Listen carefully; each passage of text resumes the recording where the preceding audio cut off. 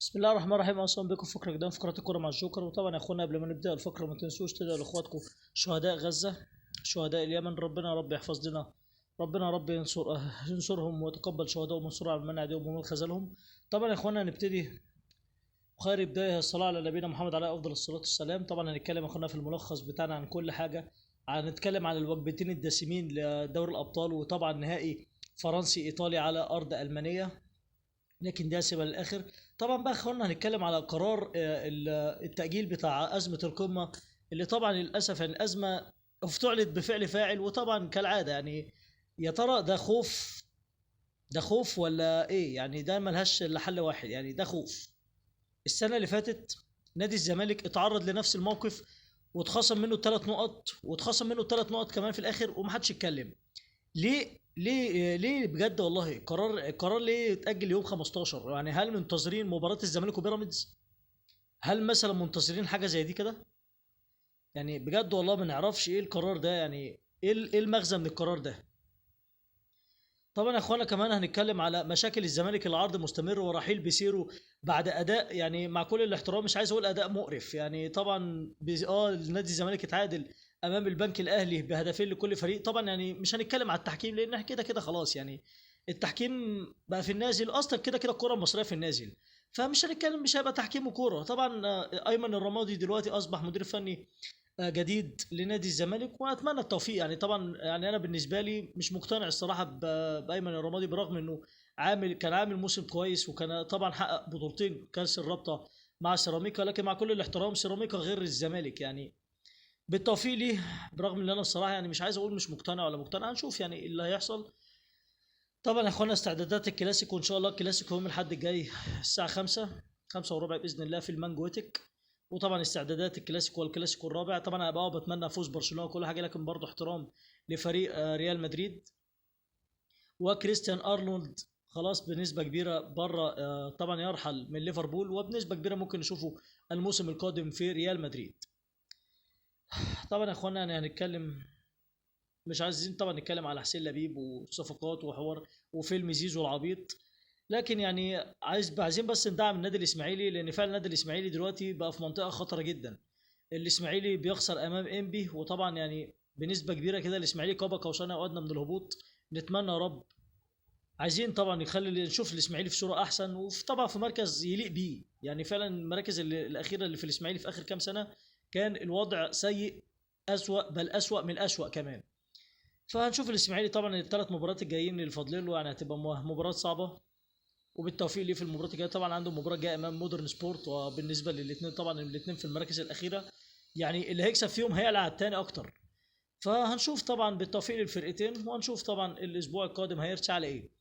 طبعا يا اخوانا عايزين نرجع بقى لدور الابطال. دور الابطال يا جماعه والوجبات الدسمه اللي بنشوفها، انا بالنسبه لي هي احسن من كاس العالم كمان للمنتخبات. طبعا انتر ميلان، ومباراه ملحمه كبيره بينه وبين البلوجرانا برشلونه. طبعا يعني مش هنقول يعني اسوأ ما فيها كان مارشينياك، بعيدا عن التحكيم، والتحكيم طبعا كان سيء وكل حاجه، لكن الفرقتين لعبوا مباراه كويسه.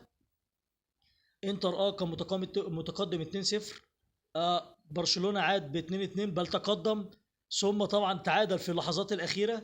نلاقي الشوط الاضافي الاول هدف رابع، وطبعا يعني سومر لعب مباراه عمره.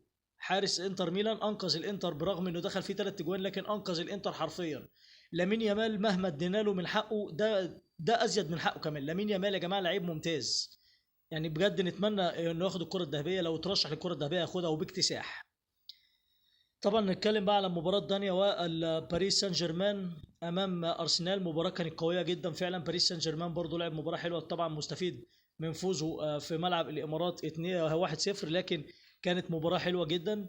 كمان رويز وضع الهدف الاول، واشرف حكيمي يصبح ثاني مغربي بعد مهدي بن عطية يضع هدف في نصف النهائي، وبكده النهائي الثاني. طبعا باريس سان جيرمان نهائي لتاني مره منذ عام 2020. طبعا النهائي الاولاني كان امام بايرن ميونخ وخسر طبعا امام بايرن، كان نهائي ميلانو على فكره. طبعا يعني مش عارف ارسنال واضحه معاه على ايه، يعني بجد والله ارسنال عمل مباراه حلوه امام ريال مدريد، واحرج ريال مدريد وخرجه. لكن بجد يعني طبعا بوكايو ساكا بعد ما وضع الهدف الاول اضاع هدف في غايه الغرابه، الهدف الثاني هدف التعادل اللي ضاع فعلا. هنشوف بقى يا اخوانا المباراه ترسى على ايه. المباراه ان شاء الله نهائي دوري الابطال، افاعي ميلان امام امام طبعا امراء فرنسا. وهنشوف طبعا مباراه قويه جدا ان شاء الله، تبقى يوم 31/5 في ملعب الاليانز ارينا في ميونخ. طبعا مش هنتكلم على مباراه الاهلي والمصري دلوقتي، ولا هنتكلم على مباراه الزمالك وسيراميكا، خليها ان شاء الله للفقره الجايه. لكن بجد يا جماعه، الى متى العدل؟ يعني عايزين نشوف عدل، عايزين نشوف تحكيم عدل، عايزين نشوف بقى ايه زي ما بيقولوا ايه، القانون بيتطبق صح. مش عايزين بجد والله العظيم نلف ونحايل ونعمل لوائح جديده والكلام ده. اللائحه السنه اللي فاتت اتطبقت على الزمالك، هو ليه ما تطبقش على الاهلي؟ مع كل الاحترام للاهلي واخواتي وكل حاجه، لكن ليه ما تطبقش؟ يعني ليه بجد؟ نتمنى طبعا يا اخوانا نشوف حاجه زي دي. طبعا كمان اتحاد جده السعودي بيقترب من التتويج بالدوري بعد فوزه على النصر، وطبعا كانت مباراه قويه جدا. تقدم طبعا لاعب ساديو ماني وكمان ايمن صبري، قبل طبعا ان ياتي الفرنسيان كريم بنزيما ونجولو كانتي، ويضع الجزائري حسن عوار الهدف الثالث في اللحظات الاخيره. كمان نادي الهلال بيفوز على الرائد بخماسيه مقابل 3 اهداف. طبعا كانت مباراه قويه جدا، وبكده اتحاد جده السعودي بيقترب من التتويج بالدوري السعودي. طبعا يا اخوانا اتمنى يا رب ما كنتش تقلت عليكم. حافظ الله فلسطين. اتمنى دعمكم يا جماعه باللايك والشير. طبعا هترككم في رعايه الله وامنه وحفظه، وجمعه مباركه علينا كلنا. وطبعا نتمنى برضو الدعاء لكل اخواتنا، لكل طبعا الشعوب العربيه. ربنا يا رب يعني يرحم طبعا شهداء غزه، وربنا يقدرنا طبعا. اترككم في رعايه الله. السلام عليكم.